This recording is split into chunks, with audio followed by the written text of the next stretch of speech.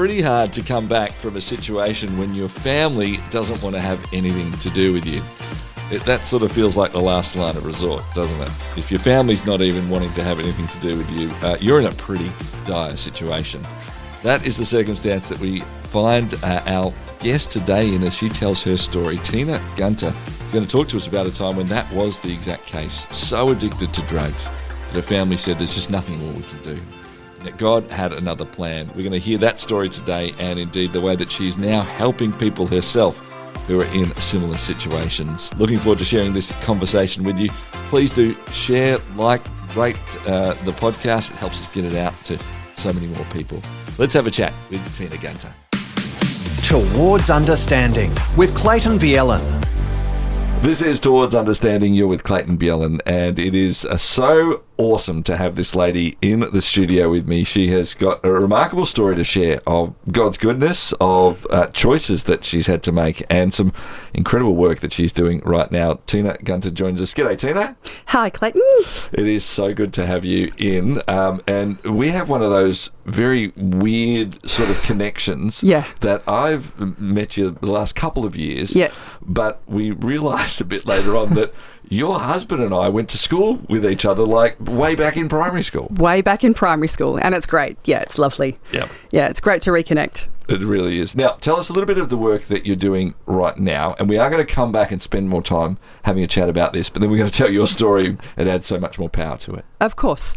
Well, my name is Tina Gunter. I'm the principal practitioner of ChimeIn Recovery Services.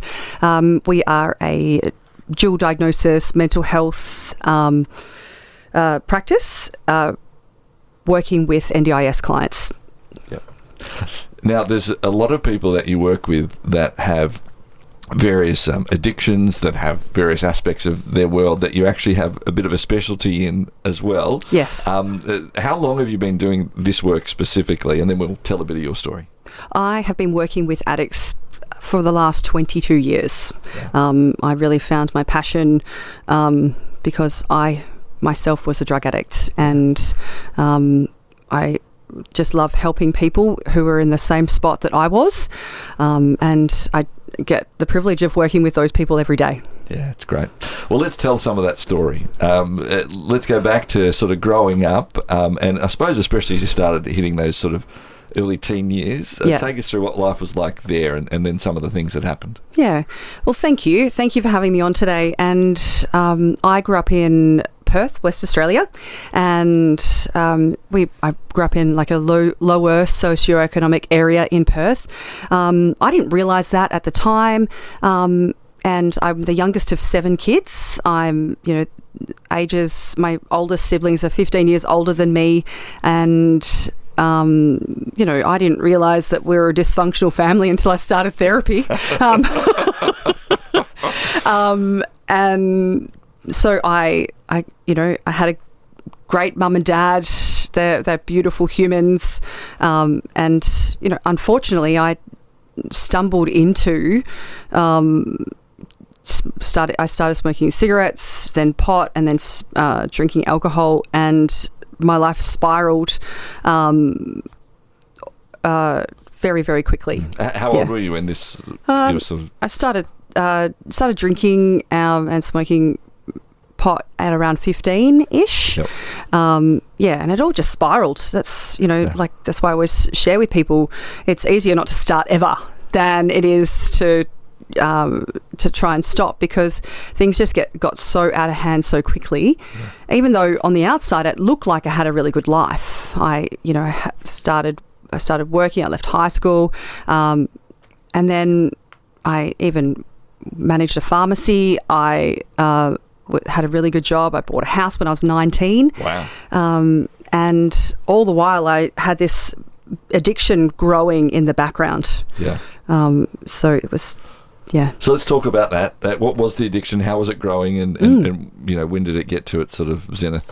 Yeah. So when I was about 19, I broke up with my partner who I'd bought the house with, and I started hanging out with these people that, unbeknownst to me, were using heroin, and just started one night. And I'd been drinking and doing all these other things. Like it was weekend drugs mainly, and all the while working full time. I used heroin once, and I was about 20, and I used every single day for the next 8 months after that. And I had no idea that it was so addictive. I knew that it was addictive, but I had no idea it's such a strange paradox.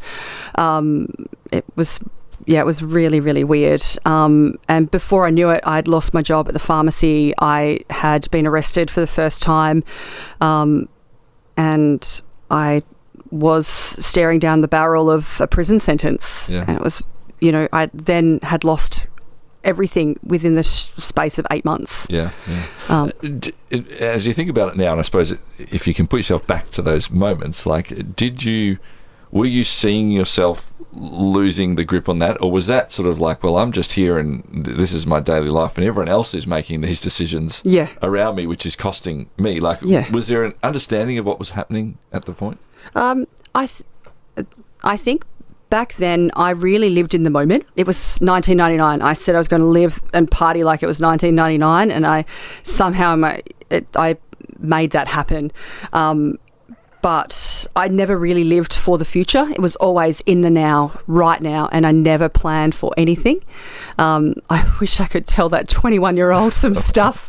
I wish I could go and shake her, but I certainly wish I could change that for sure. Yeah. So here we are. You're losing a fair bit after 8 months, but that didn't mean that this was going to stop and you said, oh, this is the moment. No. It actually did get worse. Could you talk us through that? Yeah. So when I got arrested, my family instantly took me to a detox facility run by a man named Dr. George O'Neill. He was an obstetrician gynecologist who saw how difficult and how much damage heroin was doing on the West Australian community, and he helped me in my first rapid detox, and put me on some medication to help stop me from using heroin. That lasted about 5 days until I started using again. And in that detox period, my mum asked my brother to come down to Perth. He was living in the country. She asked him to come and help, and he came and picked me up, took me away, and I was in this really codependent relationship with this guy.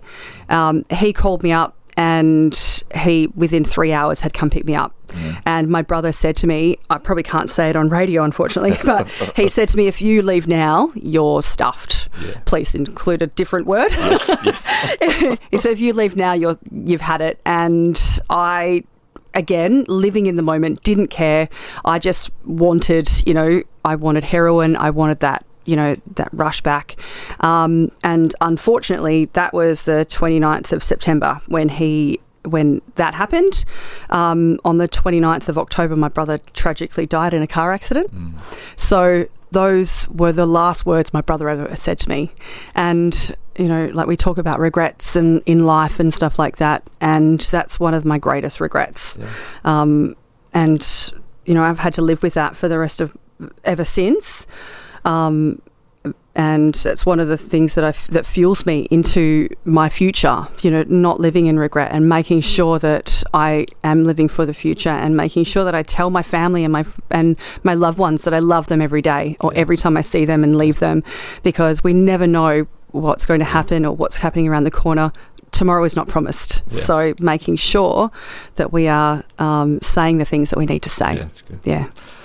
For the record, I think he'd be pretty proud of you right now. Don't Absolutely, yeah.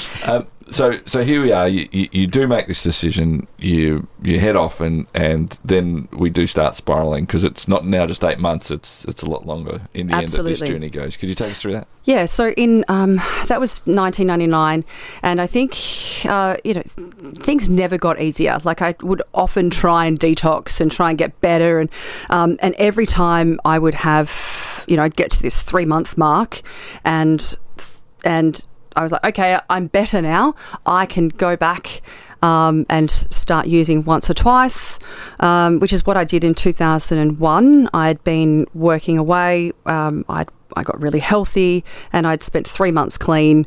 And then on Anzac Day 2001, I went to I left the farm where I was working, and within 9 weeks, July 8th, within those few weeks, I went from being super healthy, having thousands of dollars in the bank, saving, living a great life, back down to having nothing. I was arrested along with 16 of my friends, and the police had tapped my phone, and 17 of us were arrested, and hundreds of thousands of dollars worth of stolen goods and drugs, weapons, of which, they called me and one other the ringleaders, and I'm like, I'm not a ringleader. What do you mean?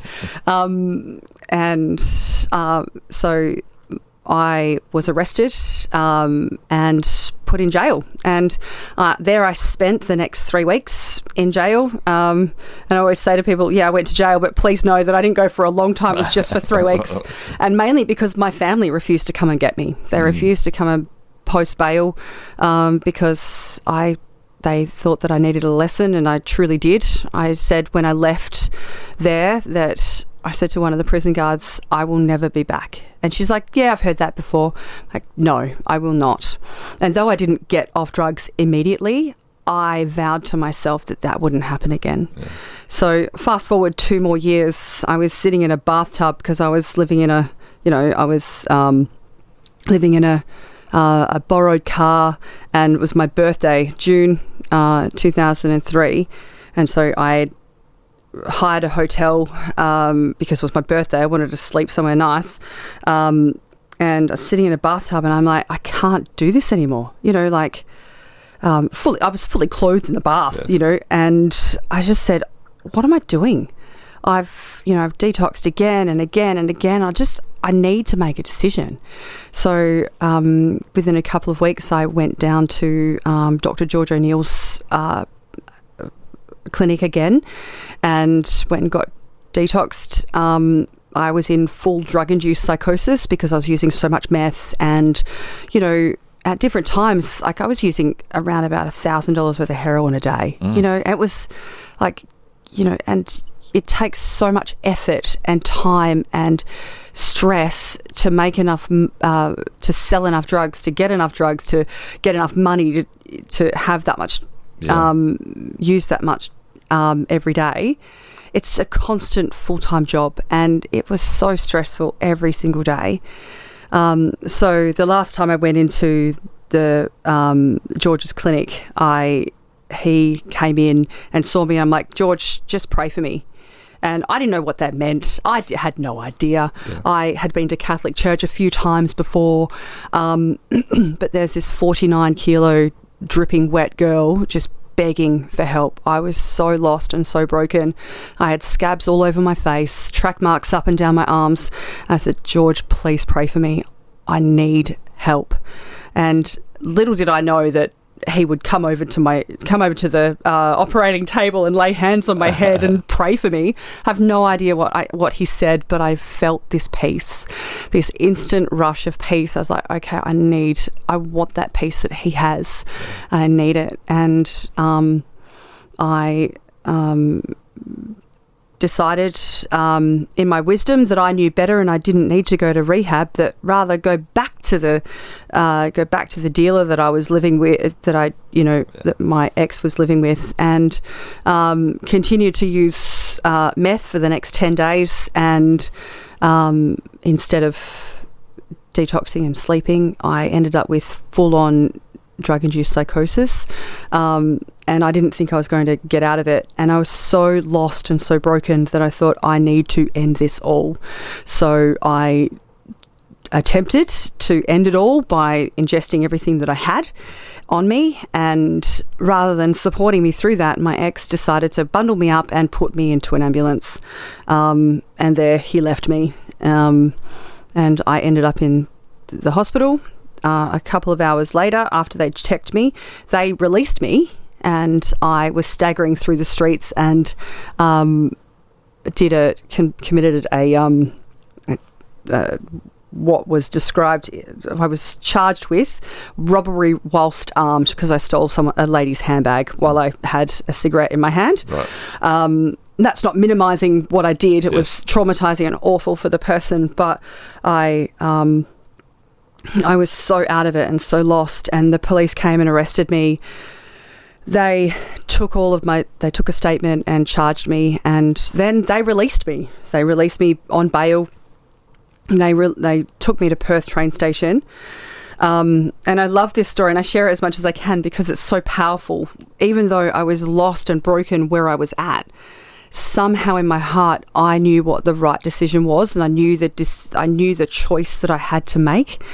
And it was, if you can picture it, and those of us who are old enough, there was a movie called Sliding Doors, and Gwyneth Paltrow's in it, and there's two trains. She misses one and was able to catch another. And the earlier train led to one outcome, and the later train led to another outcome. And I had one train on one side going to my dealer's house, to my ex-boyfriend's house, to heroin and meth and the life that I'd known for the 5 years previous. And the other train took me to my parents' house. It was such a powerful image, and I can still see it and feel it where I am now. And I jumped on the train, went to mum and dad's house, and they picked me up from the train station and took me to George's clinic and his rehab the next day. And there I stayed. I called my ex-boyfriend and said, "Come on, let's go. We can do this together. Let's, but you've got to choose me or drugs." And he's like, "Drugs." Wow. And I'm very grateful to him for saying that, because I was like, okay, that was that cut and dry. Yeah. That was easy. And then there was a rehab that George ran. I went there. It was about an hour and a half from Perth, and it's in a little wheat belt town called Northam. And there was a house parents there. They were Peter and Gloria, and the chaplain that would come up every week, his name was Keith. It still is Keith, actually. And these three people, I looked at their lives and I was like, that's what I want. I want that peace and that joy and that passion. What is that? And I started asking them questions, and they started sharing with me about this guy named Jesus, and they gave me a Bible, and I would sit in my room with drug-induced psychosis, and I would start reading. I would just read the Bible, and Keith would bring me these sermons on cassette tape every week, and I had a broken cassette player, and it was so broken, in fact, that I had to hold the play button down, because if I pressed it all the way, it would chew up the cassette tape, and I had to hold it down. So that kind of forced me to concentrate. And so I'd listen to these sermons for hours over and over again while reading the Bible and just learning and like consuming the Bible and the words of Jesus and these sermons, and like learning about these house parents and the chaplain, and I began to grow this relationship just quietly on my own with God. And a couple of months later, I decided I wanted to get baptized, and Keith baptized me, and it was the beginning of such a beautiful passionate relationship with God. And someone said to me, like, they were so negative about my relationship with God, and they said, "Oh, Tina, you're being brainwashed." I'm like, dude, my brain needs to be washed. It's not great. Like, it needs to be cleaned. And I went in head first, but my eyes open. I challenged the thoughts that I had, like, and I encourage people that are seeking after a relationship with God, look at what the Bible says, challenge it, read it, find out where the history of the Bible comes from, and find out more information, because there's more to the story, and if I can find peace, then anyone can. Yeah. And my cousin said to me, "Tina, if you can get off drugs, anyone can." And it's 2025 now, and I've been clean for 22 years. So if I can do it, anyone can, especially if I can do it for 22 years. Yeah, I love that. Yeah. We often say, and we've mentioned on this program too, if this Christian faith thing is actually real, it's okay to be questioned, right? If it's truth, it will stand up. It's exactly the idea of what Absolutely. that is. Tina, we're going to pause you there. We're going to come back. We're going to hear a little bit more of your story, and then also some of the work that you are now doing. And we're going to revel in the remarkable joy of the fact that you have been clean for that many years and what that has meant in your life. This is Towards Understanding. Share your brand, your event, your message across 90 Christian radio stations and major cities in Australia and New Zealand by sponsoring Towards Understanding, hosted by Clayton Bielen. More than 210,000 people tune into Towards Understanding each week, and with just one sponsorship, you'll reach this immense engaged audience. Find out more about this exciting and unique opportunity now on the sponsorship page at positivemedia.com.au. This is Towards Understanding. You're with Clayton Bielen. Tina Gunter is in the studio with me, and we're going to hear about some of the remarkable work that she is doing with ChimeIn and other areas that she's involved in at the moment. But we are also very much hearing about her story itself. If you've just joined us, then we're going to make sure we give you a quick recap. Tina was talking about the fact that for 5+ years or so was very addicted to heroin, really at the point, I think, was it your sister or your sister-in-law said, hey, if you can get off drugs, anyone can do that. And then you had this incredible encounter and empowering with a relationship with Jesus, which has now filled your life in remarkable ways. I know that it includes, part of your next story is how you even got married, all sorts of things. Yeah. So we want to spend some time talking about the work that you do, but could you sort of pick up a bit of that story? Here you are, you're in rehab, you're getting baptised, you're saying, look, this is changing my life. Yeah. And it has now held you steady for so long as well. What did you sort of do, and what was some of that progression after leaving that rehab?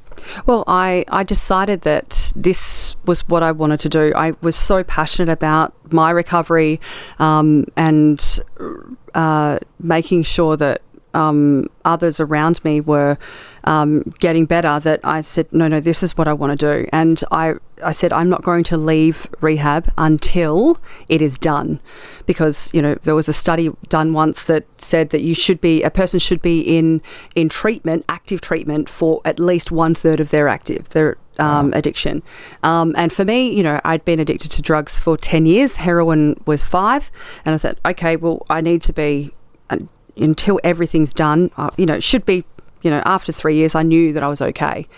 And, the day after I graduated, it's weird how timing works, right? Yes. So the day after I graduated rehab, we had a doctor's appointment with my dad, and he was diagnosed with terminal cancer. And I was like, oh my goodness. So this is my first real test, if you will. Like, oh my goodness, okay, God. So I went off and fasted and prayed for 3 days with my best friend, and I knew what the outcome was going to be. I knew in my heart of hearts that I needed to prepare for the worst. I always hoped for the best with my dad, but my dad was diagnosed on the 16th of June, and then he passed away within 9 weeks, I believe. No, it was 11 weeks, sorry.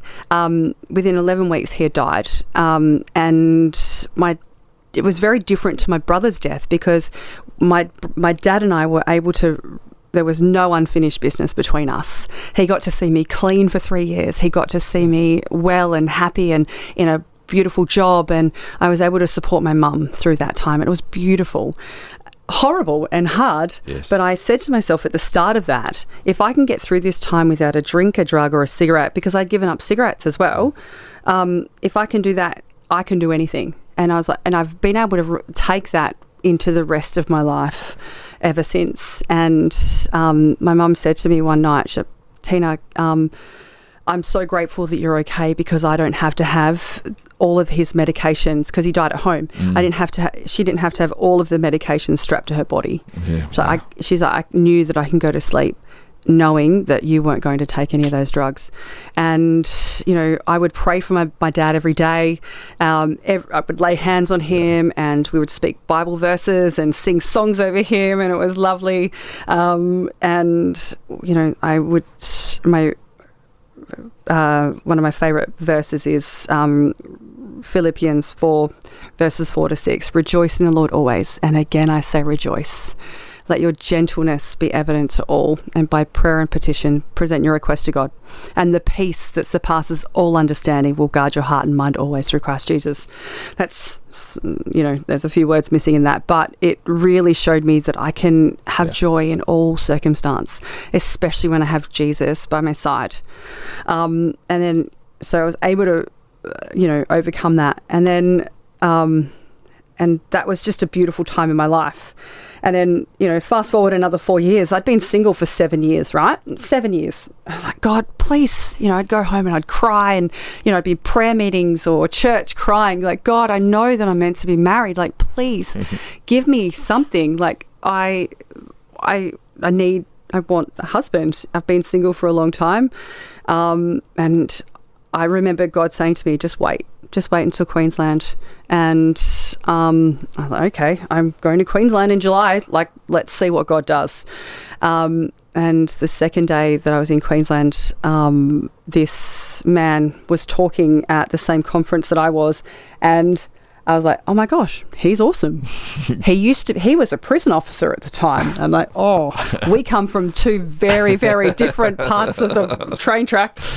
Next minute, I'm up sharing my story, and I'm like, okay, well, if he likes me, or if anyone likes me after hearing my story, then, then it's going to be good.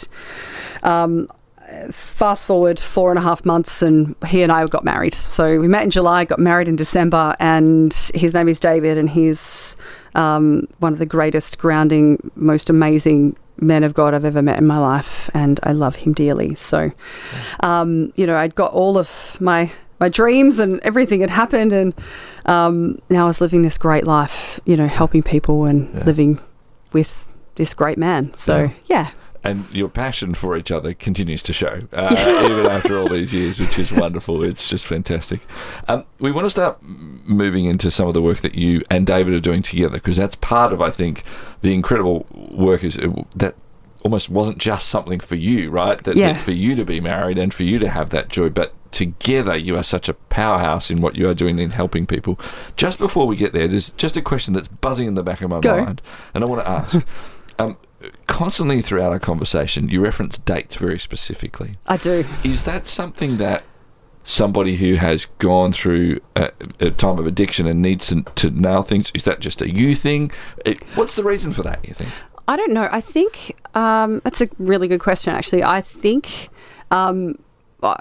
well, it's really funny because I look back at, I was able to obtain all of my mugshots from Freedom of Information, and I look at all the dates, and I was arrested on my sister's birthday one year, and the day my nephew was born and my niece was born, and wow. and I all of these dates were so, I never cared much about what anything else that happened outside, but now I do, and I think that those dates are powerful, and, and I'm very much passionate about setting goals, and I knew that I'd been off drugs 3 months prior. Yeah, nice. In the past, I'd been able to stay clean for 3 months, and I'm like, okay, if I can do 3 months clean, then I'm just going to double it. I've done 3 months, I could do 6 months. If I can do 6 months, I could do 12 months. And I'm like, okay, at least at the end of those 3, 6, 12, 24 months, I can make a decision to go back to drugs. If this life of sobriety doesn't work out for me, I can always go back, right? That's in the early days. Yeah. And I just kept doubling it. And I'm like, if I can do this, I can do that. And so that's, I think, giving ourselves little bites of the pie and the prize is much easier than trying to how do you eat an elephant? One bite at a time, So I had this big elephant of a recovery story and sobriety in my head before me, but I couldn't look at the whole thing, so I just had to cut it off in little bits. Yeah, so that's good. The question that I think probably you often get asked, I've never actually smoked or anything. My dad used to smoke, and we're talking 30, 40 decades ago, 3 or 4 decades ago, sorry. And he'll say, look, I don't want to smoke now, but I walk past somebody and the smell, and it still triggers me, even all this time. you're working with people as well. We're about to hear some of those stories. It doesn't feel like it has the same hold over you anymore. No. But is there still constant choices that you're having to make to say, hey, I'm not going to just let my body sort of take me in that thought process or whatever it might be? Absolutely. And I talk about roadblocks and speed humps with people, and making sure that we've got enough roadblocks and speed humps in our area and in our life, so that those choices are harder for us to make. In the beginning, it was really difficult. So I had to make sure I had really good accountability with those people around me, the house parents and the chaplain. And then I surrounded myself with good, solid people that they could see me starting to go backwards or starting to make some silly decisions, and they could bring me back into reality. And I remember Christine Kane said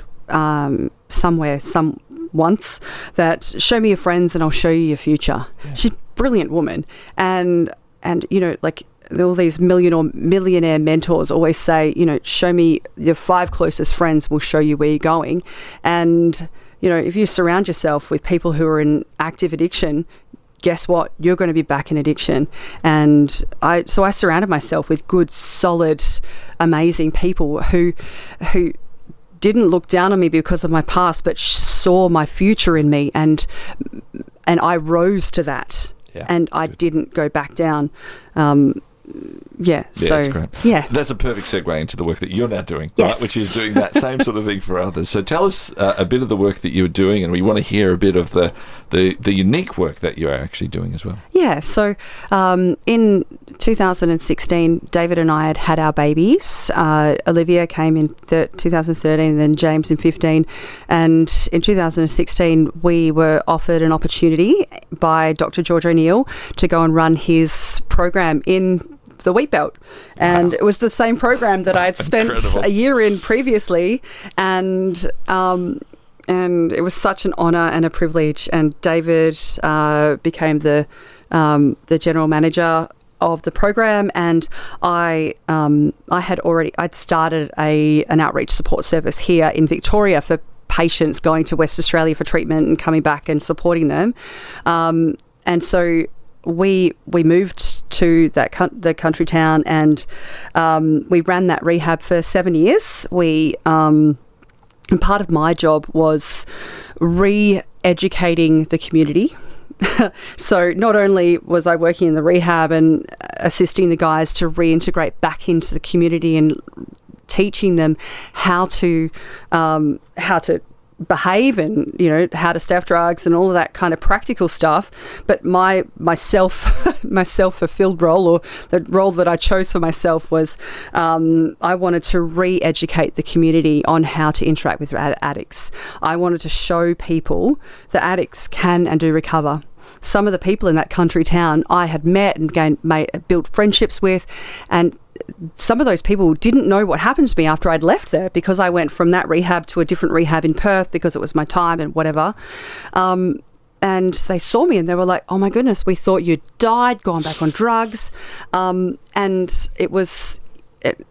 so I wanted to show people in that community that, it's okay to give these guys, because it was a male-only rehab, it was okay to give these guys a go, because addicts can and do recover. Yeah. So we spent 7 years there, and we wanted desperately to come back to Victoria because we love this state, and I always wanted to live here. It was really weird. Like, all of my life I said I want to live in Melbourne.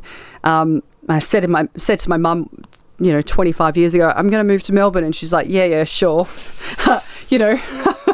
Only took me 10 years, but so we came back to Victoria at the start of 2024, and thus ChimeIn begun, and we are really passionate about helping people, with mental health and their recovery journey as a result of that. And Chime is a mental health recovery model, and is it an anagram? Is that what it is? An anagram. So C stands for connectedness. H is hope and optimism. I for identity, M for meaning, and E for empowerment. So, part of part of my passion for recovery is to show people that there's many keys, and those 5 things are so important for someone to maintain sobriety. We get the privilege now of helping people, some of the most tricky, people in the community, quite often the ones that don't, that people don't want to work with, and I remember David and I, he's like, come on, I feel like we need to get on our knees and pray for our next season just before we moved to Melbourne initially. Yes. And he's like, God, give me the worst of the worst people to work with. And I'm like, open my one eye. I'm like, mate, what are you? You know that God is faithful, right? What we ask for. Can we just ask for I don't know, something not that? Yes, but as a result of that prayer, God's made some amazing things happen, and we've been able to help some of the most tricky people in the community, and we've had such good outcomes, and I'm just passionate about seeing people fulfill their future, you know? Yeah. And this is what I was saying, like the remarkable work of the two of you together and what you are doing and is astounding. You're still doing some work in Perth as well, I know, with rehab as well from there. Our time's almost up, so I just want to capture one thing that you talked about. I want to allow you the moment to challenge us who are listening at the moment too. You talked about this idea that says, you're really passionate about communities understanding those who perhaps have had addiction, and we often talk about this as helping the addict reintegrate into community. I.e., community doesn't change, community doesn't need to do anything from that perspective. My sense is, as you were talking, was that you're also passionate about the other way around. How do we actually educate community to help those who are addicts? And that maybe there's actually a responsibility there as well. Could you just, I suppose, talk into that, challenge us about that as we sort of finish up? Yeah, so I was in 2021, I was awarded a Churchill Fellowship, and part of that was to the Winston Churchill Trust sent me across the world, and I visited 25 different drug rehabilitation programs because what I wanted to do was see how other programs around the world are helping people post-treatment. And that's the gap. There's some amazing recovery programs in Australia and across the world, but that's the gap. And part of that is reintegration back into the community. And I want and am passionate about teaching people how do you interact with those people? How do you guard yourself, from